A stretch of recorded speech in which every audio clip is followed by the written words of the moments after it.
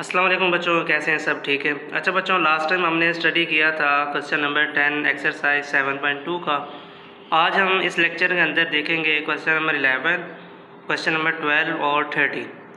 Question number 11 में कहते हैं कि in each of the following check whether lines are parallel perpendicular या neither parallel and perpendicular. Lines का मतलब है कि आपको एक ऐसी इक्वेशन दी जाएगी, उस इक्वेशन में से आपने देख के बताना है कि ये लाइंस पैरेलल है, परपेंडिकुलर है या नॉन ऑफ दीज है। ठीक है, ये दोनों में से कोई भी नहीं है, नीदर है। ठीक है। अच्छा, इसके लिए जब बच्चों आपको कोई लाइन ऑफ इक्वेशन दी जाए ना इस फॉर्म के अंदर, A X plus B Y plus C equal to 0। ठीक है, ए और बी और सी कोई हमारे पास रियल नंबर है, 2 -2 7 9 कुछ भी हो सकते हैं। ठीक हो की बात।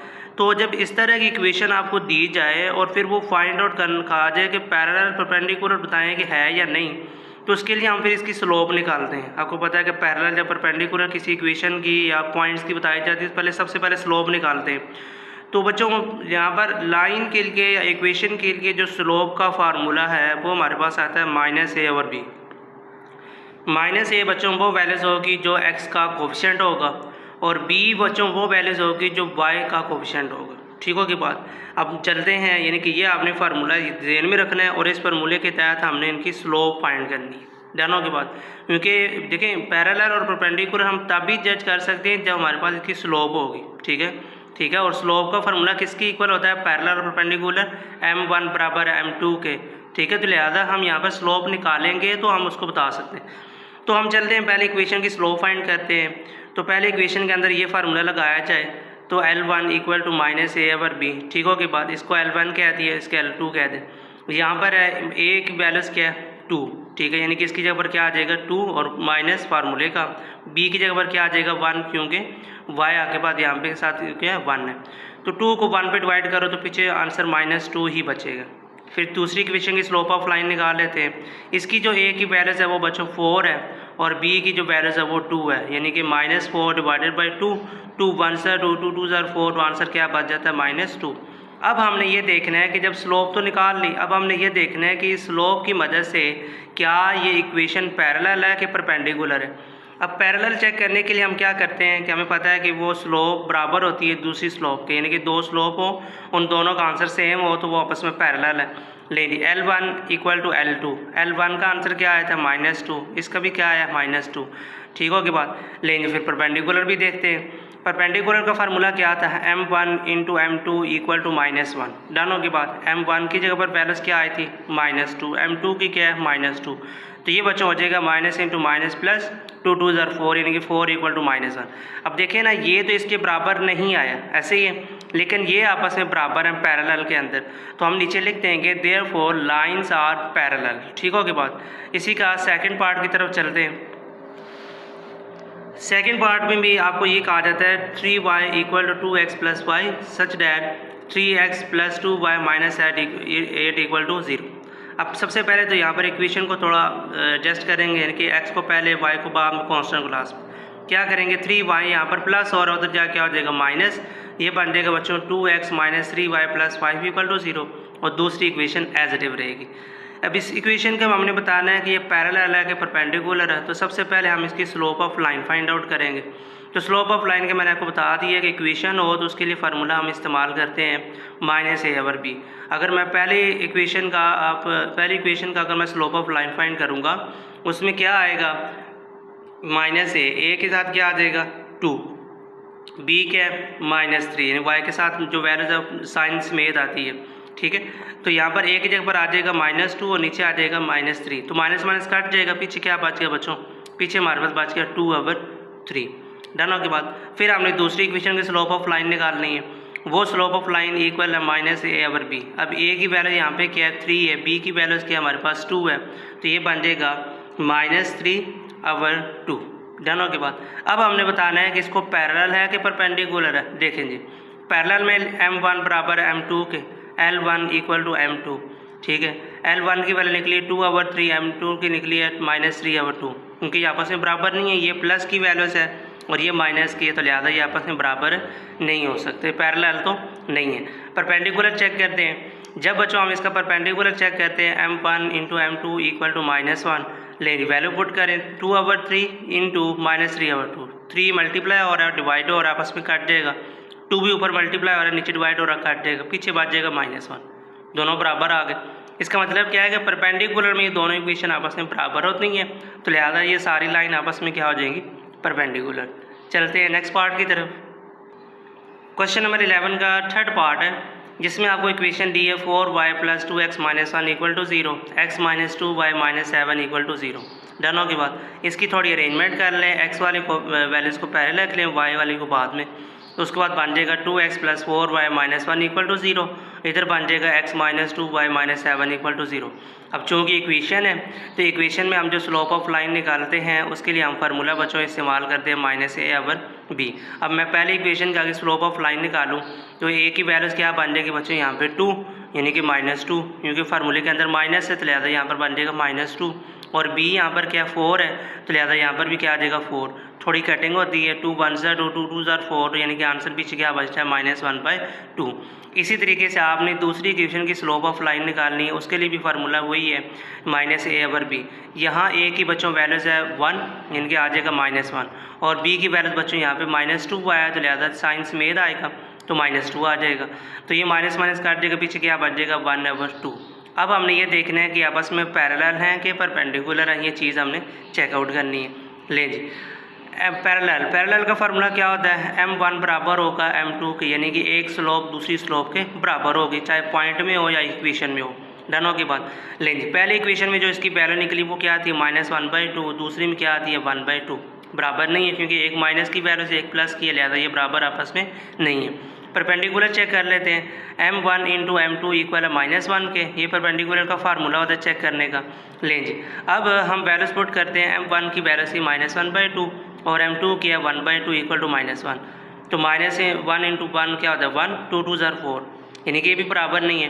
तो इसमें तीसरा केस आ लगेगा कि therefore lines are neither parallel और परपेंडिकुलर, कि ना ये इक्वेशन पैरेलल है और ना ही ये इक्वेशन परपेंडिकुलर है।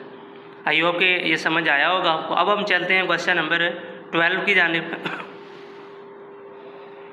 क्वेश्चन नंबर 12 में बच्चों कहा जाता है कि find an equation of the line through -4 and 7 and parallel to the line 2x - 7y + 4। कहते हैं कि ये पॉइंट आपको दे दिए, ठीक है, ये स्लोप ऑफ लाइन इंटरसेप्ट, ठीक है, कहते हैं ये इक्वेशन भी दे दी है। कहते हैं इस इक्वेशन की मदद से आप बताएं कि क्या यहाँ पर जो स्लोप ऑफ लाइन निकलेगी इस इक्वेशन में से वो इस इक्वेशन पॉइंट की मदद से पैरेलल है या नहीं। ठीक है, हमने एक इक्वेशन बनानी है, ठीक है।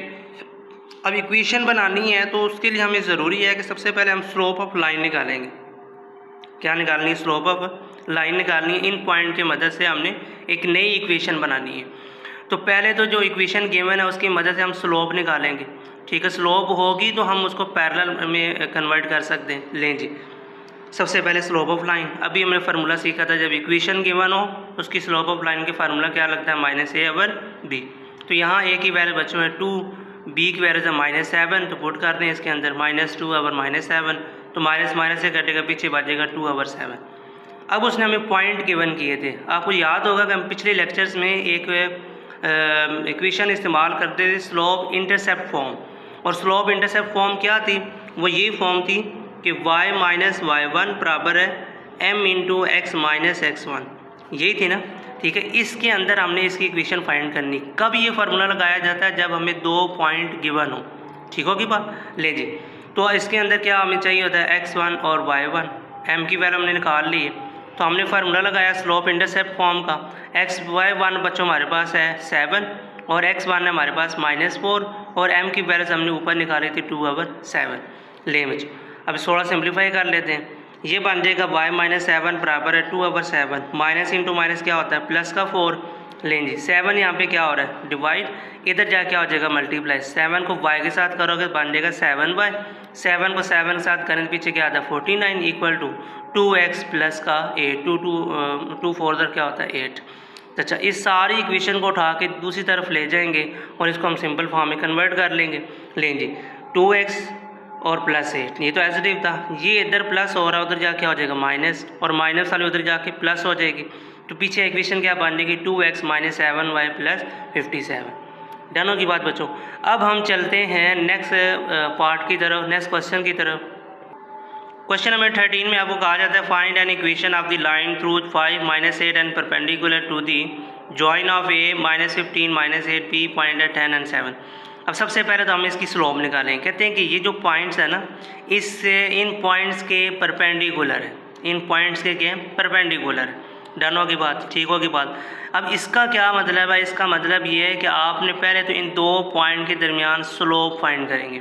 आपको पता है कि जब दो पॉइंट गिवन हो और वहाँ उसकी स्लोप फाइंड करनी हो तो उसके लिए हम फार्मूला लगाते हैं slope of 2 point form y2 - y1 equal है divided by x2 - x1। Done होगी बात। लें जी, तो अब देखें यहाँ पर y2 क्या आएगा हमारे पास 7 और y1 क्या आएगा -8, x2 क्या आएगा 10 और x1 क्या आएगा -15। मैंने वैल्यूज में पुट कर दी। अब सिंप्लीफाई करते हैं, माइनस इंटू माइनस बच्चों क्या हो जाएगा प्लस, नीचे पे minus into minus plus, 7 + 8 divided by 10 + 15। 7 + 8 बच्चों होता है 15 और 10 + 8 बच्चों होता है 25। तो दोनों जो है टेबल 5 के टेबल पे कटिंग होती है, 5 3 = 15 और 5 5 = 25। तो आंसर क्या आ जाता है 3/5।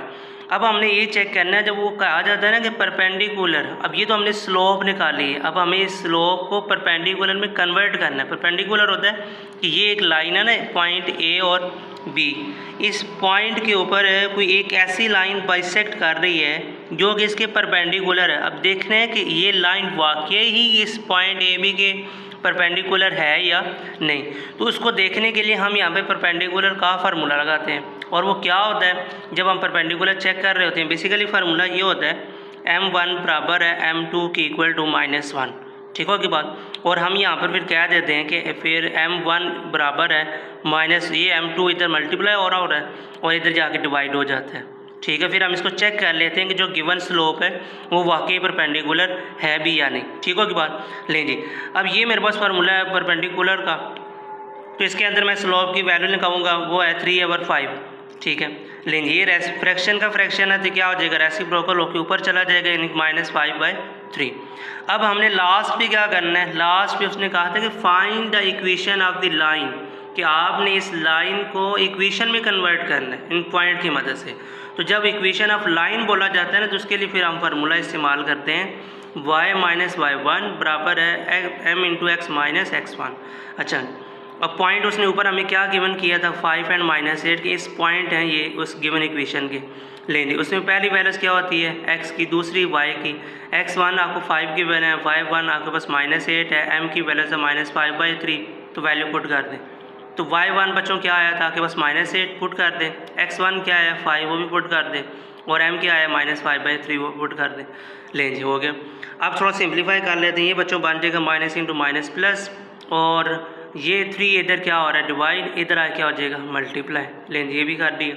ये आगे मल्टीप्लाई करें 3 × y 3y, 3 8 = 24, -5 को भी अंदर मल्टीप्लाई करें, -5 × x -5x, minus into minus क्या होता है प्लस, तो 5 5 = 25। रीअरेंज कर लें क्योंकि हमें x की वैल्यूज बच्चों हमेशा क्या चाहिए होती है पॉजिटिव, तो लिहाजा इस वाली इक्वेशन को मैं इधर लेके जाऊँगा। ठीक हो गया बात। तो अब क्या हो गया कि ये इधर आएगा तो प्लस हो जाएगा, 25 इधर प्लस, इधर आके माइनस, 3y + 5x + 24 - 25 = 0। अरेंजमेंट कर लेते हैं, 5x x वाली टर्म पहले, y वाली बाद में, इन दोनों का आपस में सब्ट्रैक्ट कर लें। छोटी वैल्यूज को बड़ी में से माइनस किया जाए तो आंसर जो है वो माइनस के साथ आता है। दोनों के बाद तो ये हमारे पास इक्वेशन सॉल्व हो गई। आई होप कि बच्चों ये आपको लेक्चर अच्छी तरह समझ आया होगा। यहाँ पर हमारी 7.2 एक्सरसाइज जो है वो वाइंड अप होती है, ख़त्म होती है। अब इसके बाद हमने स्टार्ट करनी है एक्सरसाइज 7.3। उससे पहले आपसे बच्चों एक छोटी सी रिक्वेस्ट है कि आप लोगों ने इस चैनल पे अगर नए हैं तो सब्सक्राइब ज़रूर कर दीजिएगा, और नीचे लाइक्स भी कीजिएगा, कमेंट भी कीजिएगा। अगर किसी पॉइंट की समझ ना आए तो आप नीचे इसका क्वेश्चन करके आंसर पूछ सकते हैं। टेक केयर, अल्लाह हाफिज़।